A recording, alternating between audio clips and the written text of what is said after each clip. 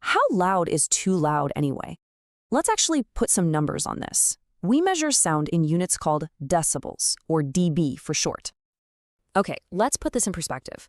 At around 80 decibels, think busy traffic or a really noisy restaurant, you can be exposed for about 8 hours before damage might start.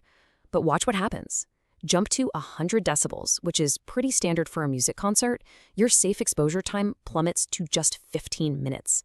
And at 130 decibels, like a jet plane taking off nearby, forget about it. We're talking instant, irreversible damage.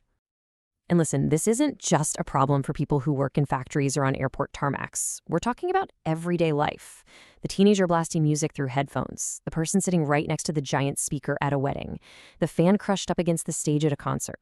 In fact, some studies say over 1 billion young people are at risk of hearing loss from this stuff. It's happening all around us. Okay, so that was the scary part. But here's the good news. This isn't just about doom and gloom. It's about empowerment. Because you actually have the power to protect your hearing, and it's not even that hard. Let's see how. The solutions are really, really simple.